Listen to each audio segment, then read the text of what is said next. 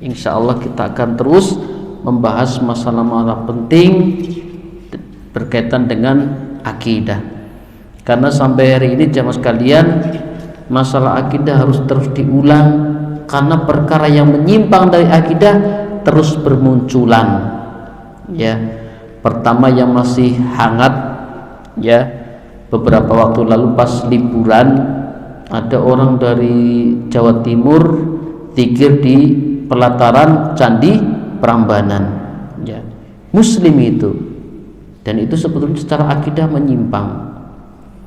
Baru sekali, ya, di luar Jawa ditemukan semacam lingkaran yang ke bawah keluar air, banyak orang ngalap berkah di situ. Setelah diteliti, ya, namanya orang Indonesia gumunan, ya, apa-apa dibawa di dikit-dikit air berkah. Jadi ada tanah sedikit longsor bentuknya bulat, kemudian muncul air, langsung diklaim orang pada ngambil air berkah untuk berobat. Setelah diteliti ternyata mengandung banyak bakteri, tapi mekso, ya, sudah di garis polisi, ya. Makanya pentingnya kita sadar akidah, ya. Jangan sampai kita merasa bosan kok diingatkan terus masalah akidah, karena setiap zaman bentuk penyimpangan masalah akidah berubah-ubah, ya. Kalau kita tidak memiliki pondasi yang benar masalah akidah, beda jenis, kita nyemplung juga dalam penyimpangan akidah. Padahal jamaah sekalian, syarat kita masuk surga yang paling utama adalah mentauhidkan Allah. Syarat masuk surga kita harus bersih dari perkara-perkara yang itu sifatnya penyimpangan masalah akidah, ya. Maka dimanapun tempatnya saya sering mengingatkan untuk tidak bosan-bosannya diingatkan masalah akidah, karena sepanjang jalan masih terus bermunculan. Artinya masih ada orang yang belum sampai ilmu masalah akidah. Dan masih lewat beberapa yang lalu juga ada muslim pakai kopiah putih lagi, dan ibu-ibunya pakai jilbab ke Gunung Kawi. Ngertos nggih Gunung Kawi? Ya, pesugihan, ya, masih rame, padahal muslim. Maka kita semua, ya, ketika diingatkan akidah bersyukur, karena akidah adalah perkara yang nanti menjadi kunci seorang muslim masuk surga. Sekalipun banyak dosanya, selama tidak menyekutukan Allah, dia masih memiliki kesempatan untuk masuk surga. Berbeda sebaliknya, ketika ada orang bawa banyak amal soleh, tapi ada amal yang menyekutukan Allah, faqad harramallah alaihil jannah, sungguh Allah haramkan dia masuk surga, ya. Maka hati-hati, ya. Jadi mungkin yang biasa ikut saya akan terbiasa diingatkan masalah akidah, ya. Jamaah sekalian ibu pengajian istiqomah yang dirahmati Allah Subhanahu wa taala, malam ini kita akan masuk hadis ke-15 berkaitan dengan perasaan merasa sial, ya. Jadi dikit-dikit nek ketemu malam-malam burung hantu, wah, ada apa ya? Padahal tidak ada apa-apa. Jadi kita sering ditafsirkan diri sendiri, apalagi dikaitkan dengan kesialan. Itu tidak boleh dalam Islam, karena segala sesuatu, ya, asalnya dari Allah Subhanahu wa taala atas kehendak Allah Subhanahu wa taala. Ya, saya sampaikan dalam hal ini, dulu saya waktu kecil itu sering naik pohon jambu atau pohon asem. Zaman sekarang nggak ada, ya. Anak mainannya pohon, naik pohon. Dulu biasa zaman saya anak SD SMP itu mainannya penekan, ya, pohon asem, pohon jambu, pohon mangga. Jadi yang naik cuman bertiga, yang satu wajib turun, katanya ketulu juru. Jadi tiga itu sial, jadi satu wajib turun, karena kalau ganjil tiga sial, ya. Padahal tidak demikian, ya. An Anas bin Malik radhiyallahu anhu, ya, Anas bin Malik, anin Nabi sallallahu alaihi wasallam qala la adwa wa la tiyarah wa yu'jibunil fa'lu. Qalu wa mal fa'lu? Qala kalimatun thayyibatun muttafaqun alaih. Dari Anas bin Malik radhiyallahu anhu dari Nabi sallallahu alaihi wasallam, ya Anas bin Malik ini seorang anak yang dulunya diserahkan kepada Rasulullah untuk membantu keperluan Rasulullah sallallahu alaihi wasallam. Makanya beliau banyak sekali meriwayatkan hadis karena mendampingi Rasulullah sallallahu alaihi wasallam. Anin Nabi sallallahu alaihi wasallam la adwa wa la tiyarah, tidak ada adwa dan tidak ada tiarah. Wa yu'jibunil fa'lu, yang menakjubkanku adalah al-fa'lu. Para sahabat bertanya, qalu wa mal fa'lu? Para sahabat bertanya, apakah al-fa'lu itu? Kalimatun thayyibah. Beliau menjawab, perkataan yang baik. Apa faedah dari hadis ini jemaah sekalian ibu yang dirahmati Allah Subhanahu wa taala? Yang pertama, bahwasannya mentauhidkan Allah dalam hal sebab akibat. Ya. Kenapa demikian? Dibahas dulu ya. Sebelum ada Islam, orang jahiliyah meyakini bahwa penyakit menular itu datang dengan sendirinya, bukan atas kehendak Allah. Pada dalam Islam itu berlaku sebab dan akibat. Ya. Jadi jemaah sekalian rahmati Allah SWT, adanya wabah penyakit itu atas kehendak Allah Subhanahu wa taala. Orang jahiliyah dulu meyakini bahwa penyakit menular itu datang dengan sendirinya tanpa takdir Allah Subhanahu wa taala. Ya, artinya kita harus yakin bahwasannya pertama, penyakit menular itu ada. Ya. Termasuk juga wabah corona kemarin yang sudah kita lewati. Termasuk di antara sebab sunnahnya bersin, menutup mulut itu dengan kain, tisu atau sebagainya dalam rangka menghindari ya penyakit yang bakteri yang keluar lewat droplet, apa bahasa Jawanya droplet, ludah lah, itu kan bakteri bisa menular. Ya, maka disunahkan untuk menutup mulut ketika bersin. Yang kedua, penyakit itu menyebar, menular tidak dengan sendirinya, tapi atas izin Allah Subhanahu wa taala. Semua penyakit yang menular atau yang tidak menular atas kehendak Allah. Makanya nih jenengan ke RSI itu ada tulisan, ya, apabila sakit maka Allah lah yang menyembuhkan. Jadi obat itu hanya wasarana, wasilah.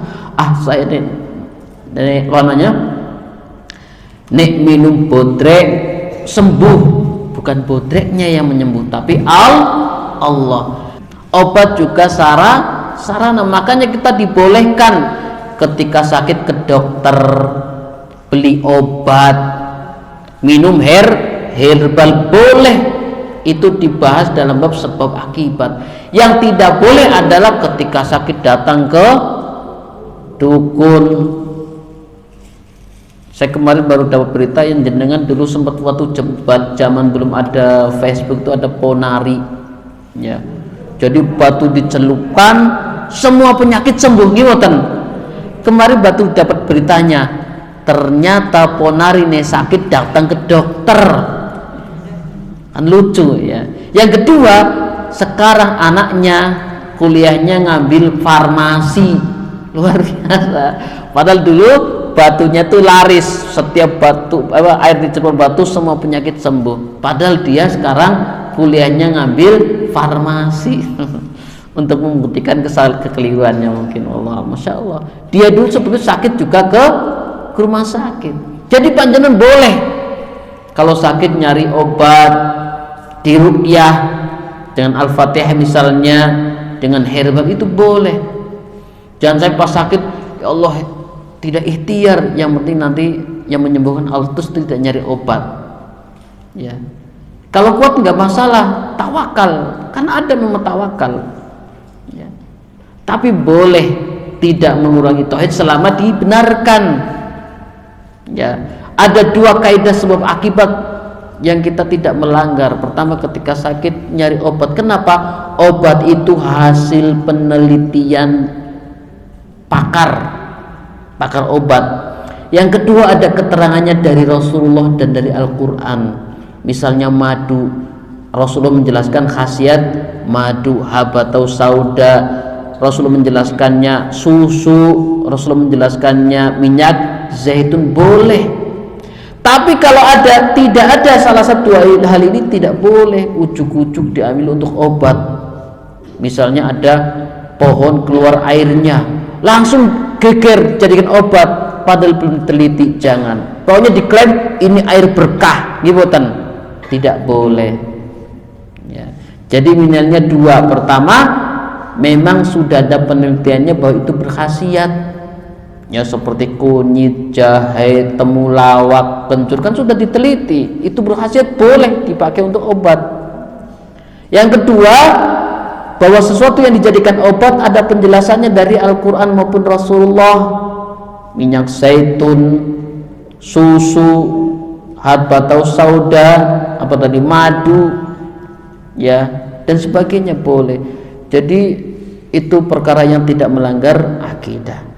Maka jamaah sekalian dirahmati Allah SWT, poin pentingnya adalah bahwa kita meyakini rububiyah Allah, meyakini bahwa Allah maha berkehendak, meyakini bahwa Allah ya yang mengatur kehidupan di dunia. Ini poin pentingnya jemaah sekalian, bahwa adanya wabah, penyakit menular dan tidak menular itu atas kehendak Allah, itu perbuatan Allah Subhanahu wa ta'ala.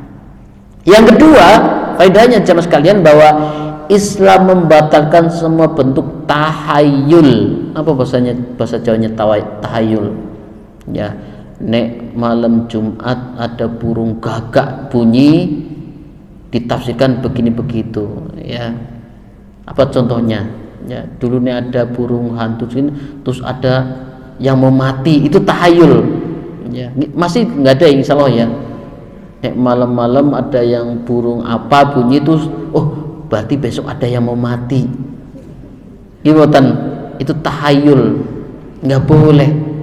Islam membatalkan semua bentuk tahayul karena bisa merusak ya tauhid, ya. Dan masih tersebar di masyarakat tahayul, ya, tidak boleh. Faedah ketiga jemaah sekalian dirahmati Allah Subhanahu wa taala, ya, bahwasannya Islam mengajarkan untuk optimis dan husnudon kepada Allah Subhanahu wa taala. Makanya orang-orang yang mengandalkan ya tatoyur, hitung-hitungan, ya, masih ada teknik mau nikah itu tidak ngitung dino. Jadi itu pesimis, padahal semua sudah Allah yang ngatur. Karena dengan kita yakin kepada Allah muncul optimis. Bismillah tawakkaltu alal Allah, husnudon kepada Allah Subhanahu wa ta'ala. Pokoknya nih ada masalah, ya, serahkan kepada Allah Subhanahu wa ta'ala. Sebagaimana asalnya orang jahiliyah kalau mau berdagang menerbangkan burung, kalau terbangnya ke kanan mereka optimis, oh berarti jualannya akan untung. Kalau burungnya terbang ke kiri, sial, maka tidak ada yang berani berdagang kalau menerbang burung arah terbangnya ke arah kiri. Ya, tidak demikian. Maka kita harus optimis. Tidak boleh hitung-hitungan, ini kamu nikah kayak gini nanti bakal sial. Makanya tidak ada yang berani nikah di bulan Suro.